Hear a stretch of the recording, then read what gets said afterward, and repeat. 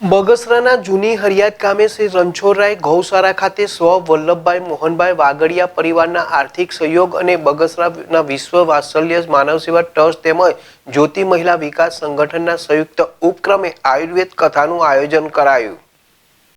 આજના હાઈટેક યુગમાં ધાર્મિક કથાઓનું મૂલ્ય દિન પ્રતિદિન વધી રહ્યું છે, ત્યારે બગસરા તાલુકાના જૂની હરિયાદ ગામે એક અનોખી કથાનું આયોજન કરાયું, જેમાં અષ્ટાંગ આયુર્વેદ ધામ તરાજાના વેદ મહેન્દ્રસિંહ સરવૈયા દ્વારા આ આયુર્વેદ કથાનું રસપાન કરાવ્યું।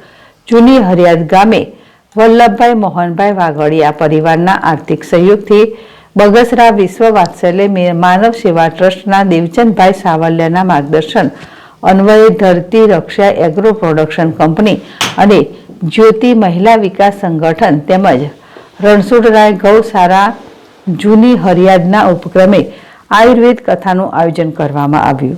અષ્ટાંગ આયુર્વેદ ધામ તરાજાના વૈદ્ય મહેન્દ્રસિંહ સરવૈયાના મુખે આયુર્વેદ કથાના ભાગરૂપે આયુર્વેદથી લોકોને શું ફાયદા થાય તે અંગે માર્ગદર્શન આપ્યું, જેમાં આયુર્વેદ કથાથી નિરોગી જીવન જીવવા માટે ઉત્તમ વિવિધ મુદ્દાઓના ઉદાહરણો સાથે માર્ગદર્શન આવ્યું।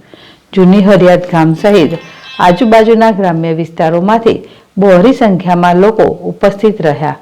આયુર્વેદિક કથામાં વિશ્વ વાત્સલ્ય માનવ સેવા ટ્રસ્ટના દેવચંદભાઈ સાવલિયાએ ભારે જહેમત ઉઠાવેલ। અશોક મણવર, ZSTV અમરેલી।